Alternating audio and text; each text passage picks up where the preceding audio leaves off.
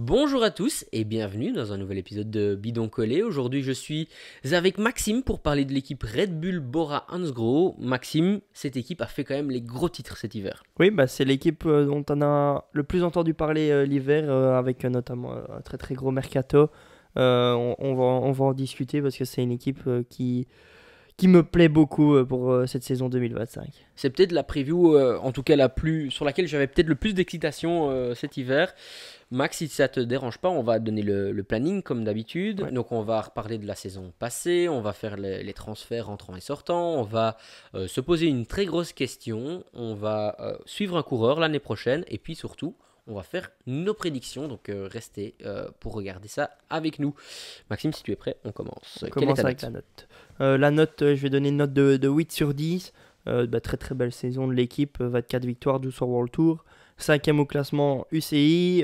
Faut-il parler des résultats de Roglic, la Vuelta? Faut-il parler du deuxième place du Giro de Martinez?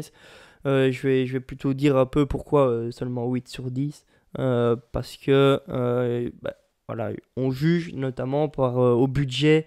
Voilà, je m'attendais quand même à un tout petit peu plus de l'équipe. Je trouve qu'il y a quand même certains trucs qui ont été un peu mal gérés. Je pense notamment à Jay Hindley, qui a fait uniquement, je vais dire cette saison, entre guillemets, troisième de Tirreno. Parce que je pense qu'à côté de ça, il a eu un rôle uniquement de coéquipier, alors que ça reste quand même un vainqueur de grand tour, Jay Hindley.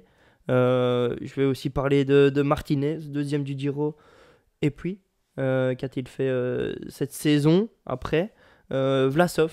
Je vais me poser une question aussi. C'est Vlasov. Sur les courses d'une semaine, c'est troisième à Valence, cinquième Paris-Nice, quatrième Catalogne, deuxième Romandie, sixième Dauphiné. Et sur les grands tours, ça a été coéquipier uniquement, alors que Vlasov, ça reste quand même un coureur avec d'excellentes capacités. Donc il y a quand même pas mal de questions autour de cette équipe et de cette saison 2024. Ouais, je te rejoins en mettant un 8 aussi sur 10. Maintenant, moi, je suis peut-être moins sévère que toi pour la partie grand tour de cette équipe. Mais par contre, quelle déception sur les classiques. Une équipe avec un budget pareil. Le premier coureur, c'est 20e à Liège-Bastogne-Liège. C'est pas normal.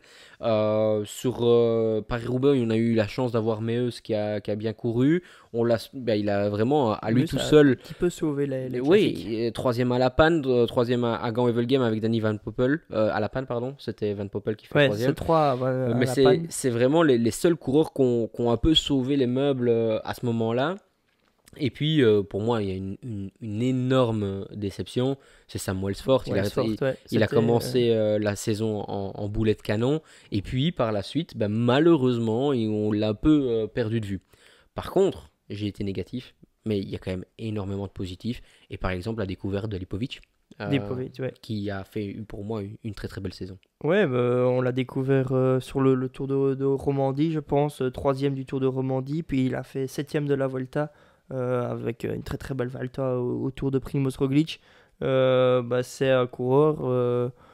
Je me réjouis de le voir de la saison qui arrive pour voir un peu sa progression, parce qu'il a quand même déjà 26 ou 27 ans, donc il va falloir faire des résultats assez vite s'il veut pouvoir demander un rôle de leader. Ouais, je te rejoins. Autre coureur que tu en parleras peut-être tout à l'heure, c'est Adria, qui a quand même fait aussi, qui est monté en grade tout au long de la saison et pour très très bien terminer au championnat du monde. Ouais, c'est un coureur. Il était bon chez Kern Pharma, je Kian pense. Pharma, ouais, Ouais. tout à fait. Il est jeune et cette saison, il a vraiment pris le temps de s'adapter. Je trouve programme très juste de sa part, de l'équipe Bora, très bien géré. Et au final, on voit vraiment qu'en fin de saison, ça paye pour lui. On en discutera un peu plus tard parce que c'est un petit spoil. C'est mon coureur à suivre pour la saison 2025. Ouais, moi je voulais quand même souligner, on t'en a parlé très vite, mais de Roglic encore une fois, qui dès qu'il arrive dans une équipe, bah, il- on peut dire, l'air de rien, c'est un vrai leader. Il a eu du mal la première partie de saison avec un Paris-Nice Ouais, avec etc. de la malchance aussi, hein, Ouais. faut le rappeler. Et puis après, Dauphiné, malchance sur le tour, mais il était quand même en route pour être 3 4e, hein, un peu à la bagarre avec Remco. Et puis cette domination sur la Vuelta, encore des victoires d'étape, avec 3 victoires d'étape, hein. 3 victoires d'étape. Et donc finalement, une domination. Point peut-être un peu pour chatouiller sa saison. C'est peut-être les championnats du monde après, mais c'est vraiment pour un détail. Ouais, je pense que Roglic est un coureur d'exception. Il fait partie des grands coureurs de ce monde du cyclisme. Maintenant, voilà, il a été très très bien entouré tout le long de la saison. Quand on va sur le Tour de France avec Inlay, Vlasov comme électron, pas électron, équipier. Quand on a encore une fois sur la Vuelta Martinez, Lipovic, Vlasov, quelle équipe autour de lui à chaque fois. C'est vraiment le point positif de cette équipe, c'est le transfert réussi de Primoz Roglic. Maintenant, voilà, moi je suis vraiment dur à côté de ça parce que bah, ils ont peut-être un peu trop concentré sur Primoz Roglic cette saison. On le voit au niveau des classiques, on le voit au niveau des autres grands tours. Je m'attendais quand même à un peu plus de constance sur l'entièreté de la saison de l'équipe Red Bull Bora. Bah, pour ça, je pense qu'ils ont remédié tout simplement à ça. Maintenant, on va peut-être regarder les coureurs qui s'en vont. En toute transparence, pour moi, il n'y a aucun coureur qui m'ont surpris. Le seul et unique, c'est Kamna. Ouais. Qui pour moi, bah, malheureusement, suite à son accident, bah, c'est un peu triste de le voir partir. Mais finalement, il a trouvé un bon contrat aussi. Et je pense que bah, c'est bon vent et continue en tout cas à bien performer. Et puis après, ben voilà, on est sur des coureurs comme Higuita. Higuita, L'ombre de lui-même ça a depuis un été la petit temps. cata. Ouais, bah, ça rime bien. Euh, voilà, et Ouais. Guita, c'est la cata. Voilà, la petite déception, c'est Marco Haller, qui était vraiment un papa, un équipier très important. Sinon, bah, c'est des coureurs qui sont un cran en dessous de ce qu'ils ont déjà été dans cette équipe. Je pense à Bourman, je pense à Skarman. Même Euh, Youngles, hein. Youngles, et Il a- voilà, à côté de ça, Benedetti qui s'en va équipier. ouais. Benedetti, Euh, c'est un peu le coureur qui je pense, qui était là depuis le début de l'équipe. C'était le ouais, dernier c'était encore les coureur. maillots noirs. Ouais. Et donc, du coup, le voilà parti. Ouais. Ouais, et il y a Leslie Lours aussi qui était passé pro en même temps que Kiana Brooks qui lui redescend chez les U23 chez Decathlon et G2R. Ouais. Bah, pour moi, c'est pas mal. Ouais, C'est pas... c'est très intelligent de sa part. Je pense qu'il lui manque quelque chose pour avoir le niveau qu'il avait chez les juniors, toute proportion gardée. Et donc, je pense qu'il va aller chercher les résultats, un petit rôle de leader chez les espoirs et se relancer chez les pros par la suite. Oui, et puis on l'a vu que Decathlon a réussi à sortir ces derniers temps, Decathlon G2R a ressortir des bons coureurs, et donc pourquoi pas faire bah, tout simplement partie de ce processus. On en parle beaucoup dans la vidéo de Decathlon Ouais. à G2R. Bah, il va y avoir un processus de développement, d'amélioration de la performance, et donc pourquoi pas profiter de ça dès le plus jeune âge. Et donc, bah oui, peut-être que c'était une étape trop rapide de passer dans le World Tour. Il n'y a rien de mal à passer en Ouais. Conti et de refaire un pas en arrière pour faire deux pas en avant. Et je pense que Leslie Lours a fait le meilleur choix de sa carrière en faisant ce transfert à ce moment-ci. Ouais, je suis tout à fait d'accord. Alors là, je pense qu'on La peut grosse partir pour, partie. pour des heures. Ouais. Vers qui tu veux commencer, allez. Bah, je vais dire, allez, la personne qui a déjà une belle carrière, Gianni Moscon, c'est peut-être, il vient chercher son rôle d'équipier.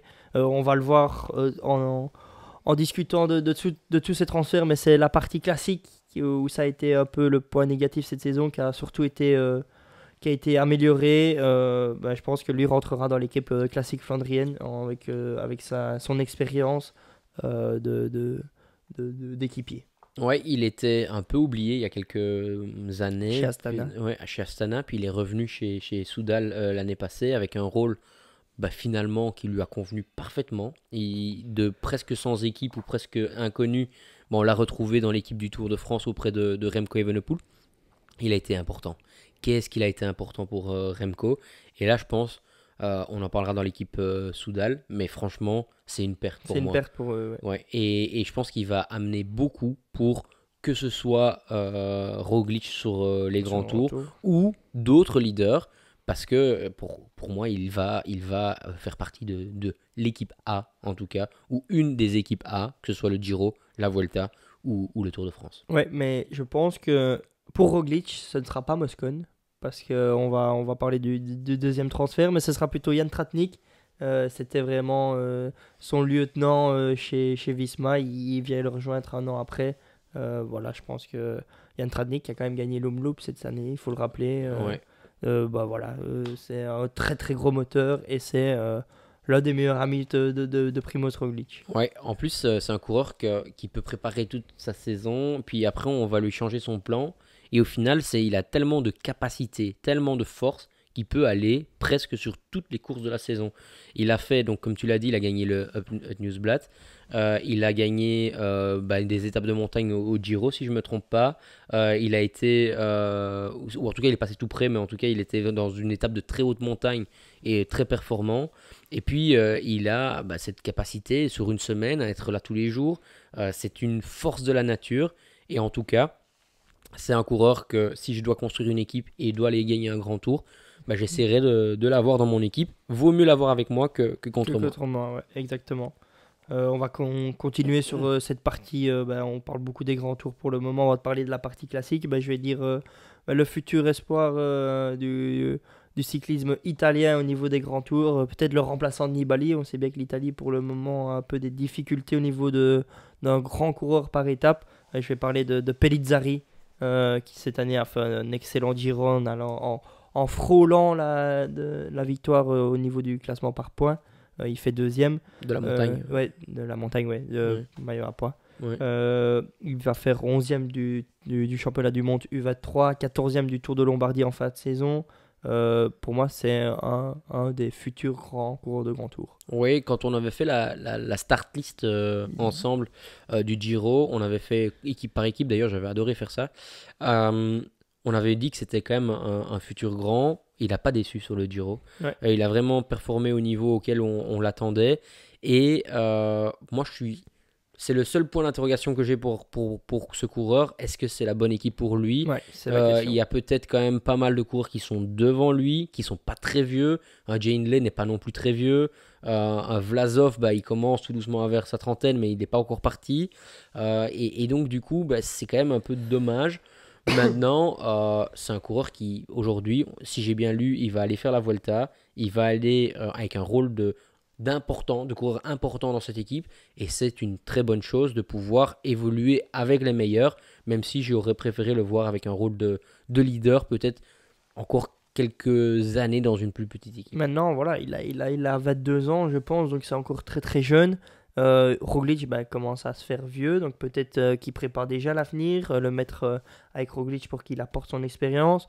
Je pense que Vlasov, à un moment donné, va se dire j'approche de la fin de ma carrière, j'aimerais bien, pourquoi pas, aller chercher un rôle de leader dans une plus petite équipe. Donc on sait que Vlasov a un caractère assez spécial. Donc moi je me dis que, certes, pour le moment, je pense pas que c'est la meilleure des équipes pour lui. Mais à voir un peu comment les choses évoluent chez Red Bull Bora, je pense qu'il a toutes les capacités pour s'imposer en tant que leader. En tout cas, dans les coureurs jeunes, encore de son âge, c'est vraiment dans le top talent au niveau de la montagne. Ça Ouais, je peux c'est une certitude. Ouais. Autre coureur? Oui, transfert suivant. On va parler des frères Van Dijk, je te propose, pour rentrer dans la partie classique flandrienne à nouveau. Mike Van Dijk avec son frère Tim Van Dijk. Qui cette année, Tim s'est vraiment révélé, je trouve. Ouais, les deux. Moi, je trouve que les deux sont très bons. Les deux sont un petit peu, certains ont un des deux un peu meilleur sur 5-10 minutes, l'autre un peu plus explosif. Mais c'est vraiment, on joue à quelques détails. Je pense qu'ils vont l'un et l'autre très bien sur Paris-Roubaix, par exemple. Ouais. C'est des coureurs qui, encore une fois, peuvent, dans toutes les équipes, ils auront leur place. Dans toutes leurs équipes, ils sont à 2 doigts pour moi d'exploser. Pour moi, ils sont à un palier de devenir des très très bons coureurs et en claquer une à travers la Flandre, de jouer la finale ou autre, puisqu'ils n'avaient pas toujours leur chance sur les courses chez Visma. J'espère qu'ils vont l'avoir chez Bora, Red Bull Bora. Et en tout cas, moi, c'est vraiment des coureurs que je me réjouis de suivre. Et j'en connais un qui est vraiment fan de ces deux coureurs-là. C'est Hugo. Ouais, exactement. J'allais dire, ce palier qu'ils ont besoin de passer, c'est peut-être ce transfert, parce qu'on sait que chez Visma, c'est Van Aert, il y a Benoît, Jurgensen. On sait bien que chez Visma, quand il y a les leaders qui sont installés, c'est très difficile de faire une place. Même ils n'ont pas fait de grand tour, si je ne me trompe pas. Non. Donc, non. Alors que c'est des... Si, ils ont fait le Giro, notamment, avec Tim qui s'est révélé dans les sprints. Justement quand Koy avait abandonné, Il avait fait 2 fois le top 10 au sprint. Donc voilà, on sait vraiment que c'est un très très gros moteur. Et donc moi, je me réjouis de les voir dans cette équipe. Dans cette équipe Bora, dans un grand tour, mais surtout dans les classiques. Ouais, je te rejoins. Encore un coureur que Hugo est fan, c'est Lawrence Petty. Ouais. Mais là, je pense qu'on y est presque tous, hein, en tout cas Ouais, fan. bah, c'est la révélation de ces derniers temps. Pitti, 7ème à Roubaix. Il était dans le bon coup avant sa chute dans le groupe up avec Philipsen. Ouais. Donc voilà, c'est un coureur que j'affectionne particulièrement également. Il remporte la Cadel Evans ce début de saison. Euh, Ouais, Flandrien, mais il va très très vite au sprint également. Il avait suivi Van Aert, si je me souviens bien, sur En une fait, classique. si je me trompe pas, il était avec Van Aert et Van der Poel sur une classique et Il- puis il a explosé. Ouais, Mais mais ou c'est preuve, Van Aert et Pedersen, enfin peu importe, ils étaient à 3 devant et puis bah, malheureusement il a dû pété, mais c'est preuve de ses capacités. Je sur pense Kurn, qu'il je crois. il reste très très jeune, donc il a vraiment un énorme potentiel. Est-ce que c'est la meilleure équipe pour lui? Ça, on le verra sur la saison, je pense. Là par contre, je suis vraiment persuadé que ça peut l'être parce qu'il y a vraiment place, il n'y a pas un leader qui se dégage sur ces classiques flandriennes. Tous ces coureurs-là, pour moi, qu'on vient de mentionner ou que l'on va encore mentionner, auront leur place sur les classiques, mais il y en a, pour moi, ils sont plus ou moins tous de niveau à quelques pourcentages près similaires. Et puis la chance que lui a, c'est qu'il va vite. Ah Donc, oui, euh, oui, ça c'est le donc, cas de le dire. je pense que ça va plus être son rôle d'anticiper comme il devait le faire chez la Groupama Française des Jeux. Un bon directeur sportif pour bien le gérer. Et je pense qu'il est parti pour faire une très très grosse saison. Ouais, et je pense que c'est Groupama FDJ qui se mord les doigts. J'ai entendu dire, ou j'ai lu un article, je ne sais plus, sur l'hiver, que Groupama avait proposé un nouveau contrat à Laurence Pitty et finalement il n'avait pas voulu partir, il voulait rien entendre, pas voulu rester, il voulait rien entendre, il voulait partir. Pour des raisons financières, hein, si j'ai Ouais, bien compris. sûrement financière, mais on lui propose aussi également, à mon avis, Un beau pactole. un beau pactole et une bonne place de leader. Ben, aux côtés du transfert suivant, je pense, qui s'est révélé sur les classiques, mais également dans la montagne cette saison, Lascano. Ouais, je comprends pas quelle est sa limite à ce mec-là. Voilà, c'est tu un des pousses, coureurs tu pousses, les tu plus pousses. surprenants cette saison. Il va faire 3ème à Kurn. Avant, il gagne la Classique Araen, un peu la Strade Bianche espagnole. Et puis, il va faire 9ème du classement général du Dauphiné. Et avec la manière, dans le sens où il n'a jamais vraiment été largué à des minutes. C'est un coureur a une puissance. J'avais vu, je sais plus les stats, et d'ailleurs, il faudrait revoir, je le dis dans une des sur la vidéos. Classique Araen, Ouais, où pendant des heures et des il heures, met il des avait watts poussé incroyables. incroyablement. Après, c'est un coureur qui, lui, ne fait pas forcément toujours. Enfin, il fait peut-être attention à son poids, mais ce que je veux dire, c'est que il n'est pas le plus fit, il n'est pas le plus sec, il n'est pas le plus maigre. Mais par contre, sa puissance est monstrueuse. Et puis, encore une fois, à Kurn, quand il finit comme ça, c'est parce que ça a été fait à la pédale. Il a vraiment rien à regretter. Et c'est un très beau coureur. Et c'est rare de voir un Espagnol chez nous Chez vous. performer dans les classiques flandriennes. C'est rare aussi chez Bora, mais il a Adria avec qui il Avec va lui. pouvoir bien s'entendre. Et du coup, Lascano, parce que moi je parle beaucoup de le voir sur les classiques, parce que je pense que c'est là où il a vraiment sa carte à jouer, mais tu le vois mieux où, j'ai envie de dire. Tu veux dire au niveau des grands. Pour moi, Euh, c'est vraiment sur les classiques. Hein. Ouais, sur les classiques ardennaises ou flandriennes, Ouais, ou sur non, un grand sur les tour, sur les flandriennes. courses d'une semaine. Pour moi, sur les flandriennes, puisque c'est le genre de course où il faut toujours pousser, il faut toujours se replacer, il faut toujours. En fait, alors, loin de moi de dire que les classiques wallonnes sont plus faciles, puisque c'est des parcours complètement différents et il faut être mais la très manière fort. de courir est Mais au différente. niveau de la manière de courir, à 150 km de l'arrivée, il faut déjà être attentif au Tour des Flandres. Alors que, on l'a vu ici cette année, Mathieu Van Der Poel était déjà dans un premier move à presque 90 km de l'arrivée ou 100 km, je ne sais plus. Philippe Gilbert, quand il a gagné son Tour des Flandres, il est parti aussi à 90 km de l'arrivée. Donc c'est des courses, et ça ne veut pas dire qu'ils sont Si, ils sont très forts, mais ça ne veut pas dire qu'ils sont au-dessus de la concurrence, c'est juste que c'est dans des phases comme ça que ça se joue, et donc c'est tout le temps un bloc du début jusqu'à la fin dans ce genre de course, que ce n'est pas toujours le cas dans les courses un peu plus vallonnées, et un peu plus dures, puisque on sait qu'on peut faire la différence sur un moment bien précis. Ouais, et moi, ce qui me fait dire aussi que Lascano va avoir une très très belle saison au niveau des classiques, c'est qu'il n'était pas dans l'équipe la meilleure au niveau stratégie.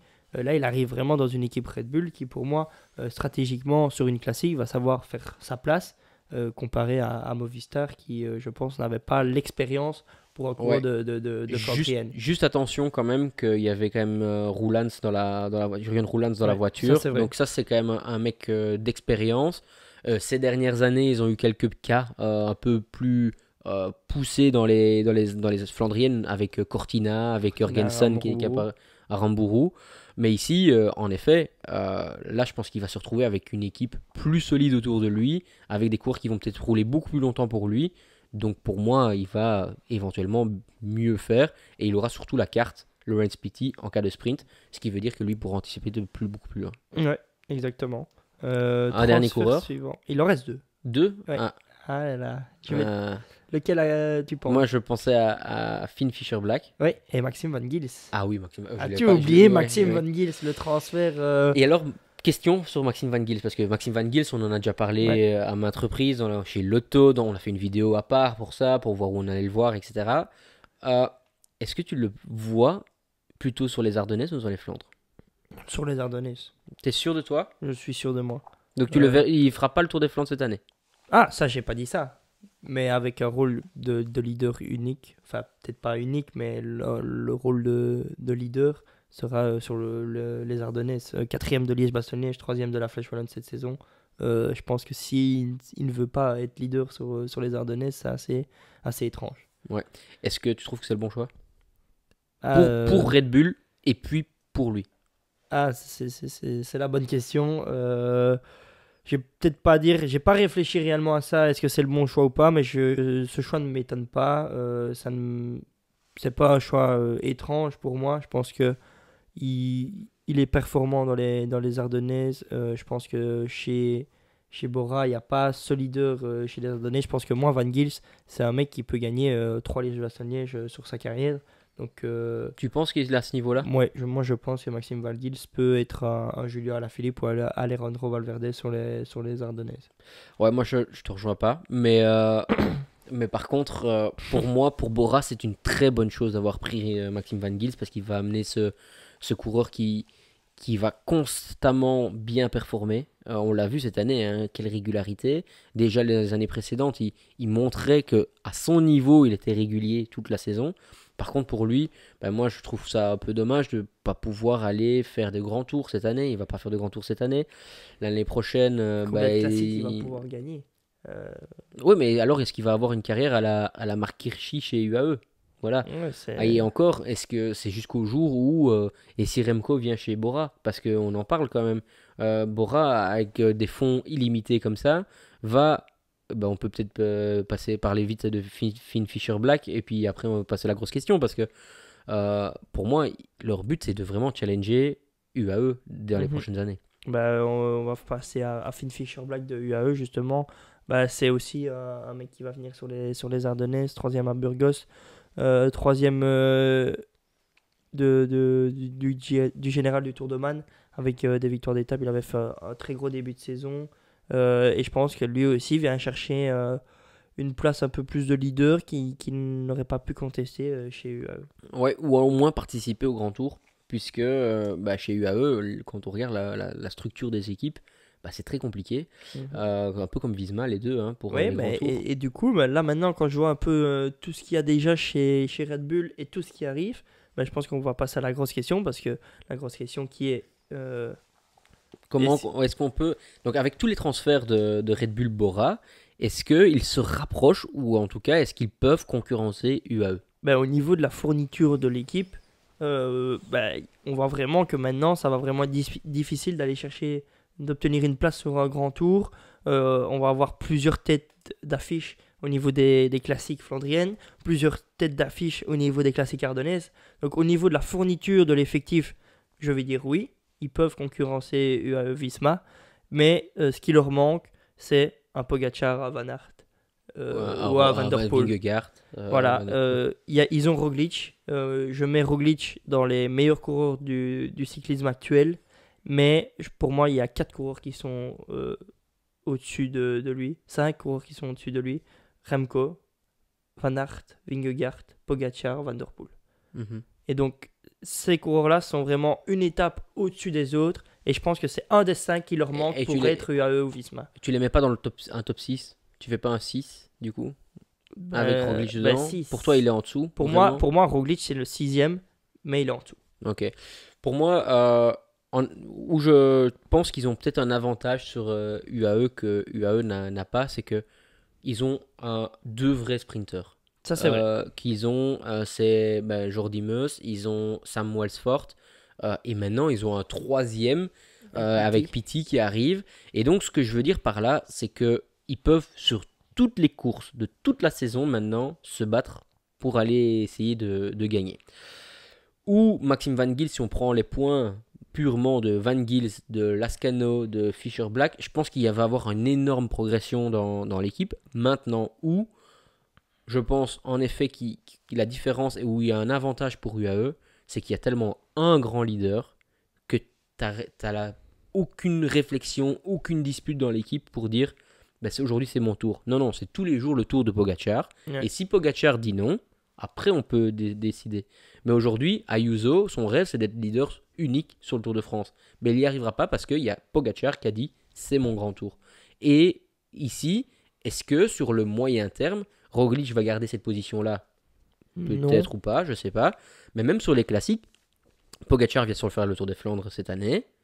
C'est lui leader unique, point. Mais c'est ce que je dis entre Ouais, mais guillemets, je te rejoins. Il leur manque Ouais. ce leader-là. Tu as parlé des sprinteurs.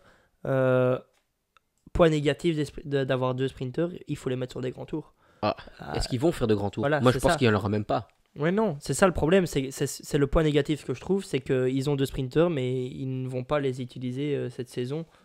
Ils ne les utilisent pas à souhait, Ouais. j'ai envie de dire. Ouais, non, je te rejoins. Mais est-ce que tu penses que cette année, ils vont se retrouver plus proches au niveau du classement UCI, au niveau Voilà. des points de l'équipe UAE, avant de commencer un cycle? Parce qu'au final, l'argent est arrivé il n'y a pas si longtemps que ça dans l'équipe. On sait que ça prend du temps. Et c'est jeune encore. Enfin, l'équipe, c'est un transfert jeune. Je pense que Finn Fisher Black a 23 ans, Pity 22 ou 23, les frères Van Dijk, Van Gils, Pellizzari, c'est tout des jeunes coureurs. Pour moi, cette saison, déjà, ils vont remonter sur le podium au niveau UCI. Ils vont vraiment venir juste derrière Visma UAE. Pourquoi pas avoir un peu la malchance de Visma, titiller Visma au niveau de la 2e place. Mais bon, sans malchance, ce que je ne souhaite pas, ce que je souhaite plutôt, Visma sera largement 2e, mais Bora va venir faire 3e du classement Selon UCI toi, pour moi. ouais. Et donc c'est déjà un premier pas. Et puis alors, à eux, avec toute la jeunesse qu'ils ont, de forger un leader unique qui va pouvoir aller titiller les 5 grands coureurs et leur permettre de devenir une des 2 plus grosses équipes du cyclisme mondial. Tu viens de mentionner une très bonne chose, c'est que tu parlais de la jeunesse. C'est vrai qu'il y a beaucoup de jeunesse qui arrive, mais souvent, dans certaines équipes, on prend des jeunes et puis on ne sait pas ce qui va se passer. Ici, c'est tous des jeunes, parce qu'ils ont les finances pour, bien évidemment, mais qui, dans leur manière ou à leur façon, ont déjà prouvé quelque chose. Ouais, On parlait de Pity, c'est vrai qu'au niveau des grands résultats, il n'a pas encore les résultats que son talent mérite, mais par contre, il a été un acteur proéminent de toutes les courses flandriennes. 7e à Roubaix. Hein. Ouais, voilà, mais ce que je veux dire, c'est que je pense que son talent permet de plus. Oui, de plus. Oui, Van Gils, lui, par contre, il a prouvé vraiment au niveau des résultats. Aujourd'hui, tu prends Van Gils, même s'il fait chaque année 80% de sa saison précédente, Bora, il sera content. Ouais. Tu vois.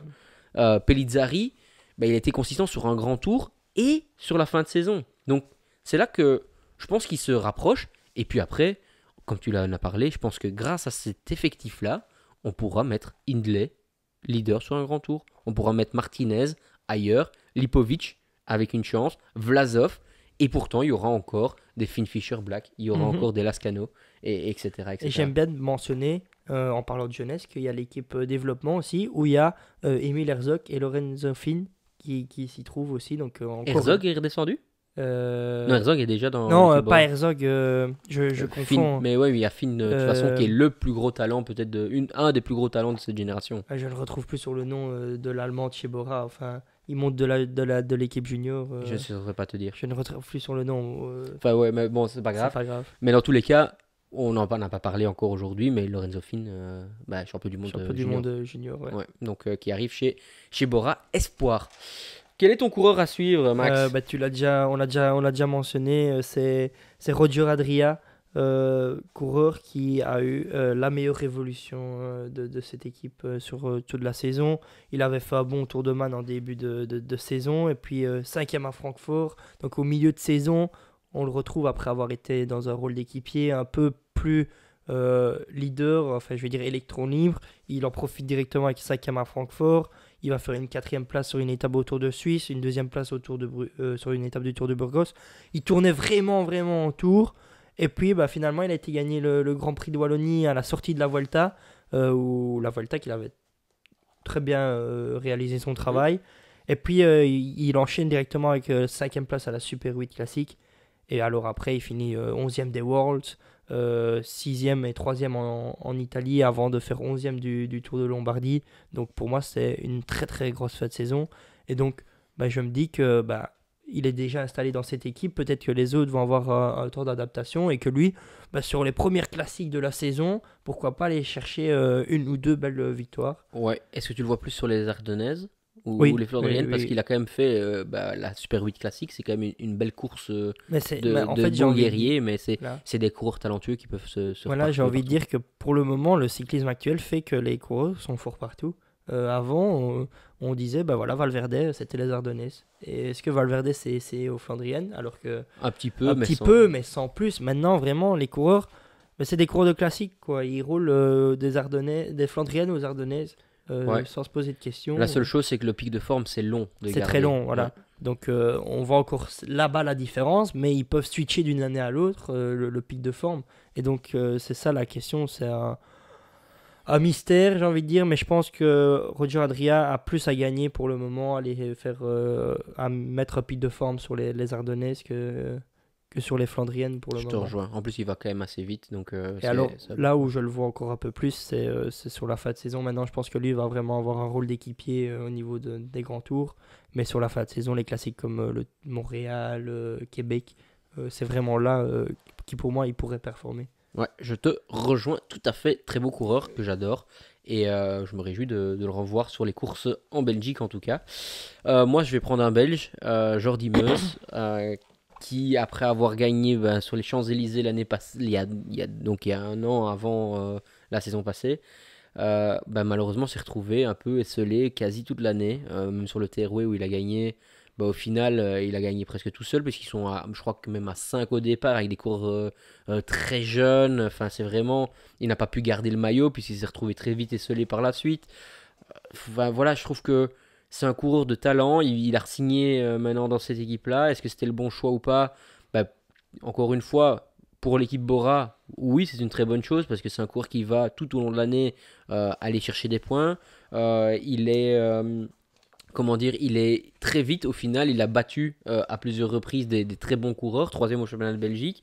Il a fait 8e à Roubaix, 3e à Gouwelgem, 12e à Turn, mais il a surtout fait 17 top 10 cette année, ce qui reste quand même un gage de qualité, Souvent tout seul, tu l'as déjà dit. souvent tout seul. Et ça, c'est pour moi, c'est triste, et j'espère vraiment que sur des courses comme Roubaix, sur des courses comme La Panne, comme Gand-Wevelgem, il aura un peu plus de monde pour rouler pour lui dans la finale, parce que s'il se retrouve pour la gagne à Bruges-La Panne et à Gand-Wevelgem, on ne sait jamais ce qui peut s'arriver. Ouais, moi, c'était pas ce que j'espérais qu'il re-signe là-bas. Maintenant, j'espère qu'il va savoir profiter des nouveaux transferts. Maintenant, il va être entouré, ça, c'est une certitude. Et j'espère que lui va se dire, je dois être là, et si je suis là, je suis le plus rapide. Donc, à un moment donné, l'équipe n'aura pas d'autre choix que de rouler pour moi. Et alors, là, on pourra voir tout son talent, je pense. Ouais, c'est un coureur qui doit pour moi l'année prochaine prendre au moins 5 victoires. Après, avec l'équipe qu'il va avoir, on ne sait jamais si Pity se retrouve sur les mêmes courses que lui et autres, ça peut être un très beau lead-out. Mais bon, Voilà, ça c'est à voir. Danny Van Poppel qui reste aussi un très bon coureur. Ouais. Donc voilà, à voir un peu Et comment j'aimerais ça bien se le passe. voir sur un grand tour. Hein. Mais lequel? Parce que la Volta, ça va être très très dur.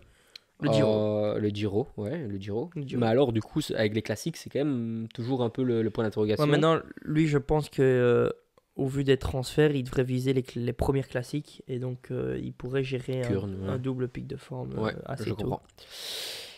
Donc, Max. Classement bidon-collé. Ouais, classement bidon-collé. Donc, toi, tu as déjà dit le tien, hein, il est troisième. Ouais. C'est ce que tu avais noté. Moi, j'avais noté quatrième. Je suis en train de me poser la question parce que je pense que l'arrivée de Van Gils aussi est arrivée après notre classement. Mais pour moi, je confirme que Trek sera sûrement un peu meilleur. Ce serait une belle bataille. Ouais, et donc selon l'ensemble du groupe, on a mis quatrième en général. Pour une fois, c'est moi qui suis un peu plus positif. Ouais. C'est rare. Ouais. Mais en tout cas, encore une fois, c'est une très très belle équipe. Une saison qui va commencer sur les chapeaux de roue avec Sam Wellsford, c'est déjà champion d'Australie de Critérium. Le critérium. Donc avec un très beau Jay Hindley sur un Critérium, c'était quand même beau à voir. Mais bon, en tout cas, moi ça m'a bien plu. Est-ce que tu veux rajouter quelque chose? Non, pas spécialement. Je me réjouis de les voir partout cette année parce que vraiment là, ils ont de quoi se battre sur tous les fronts. Ouais. Merci en tout cas Maxime, merci à vous de nous suivre sur chaque épisode. N'oubliez pas de liker la vidéo, de vous abonner et on se retrouve pour les dernières vidéos des previews. Ciao ciao. Salut!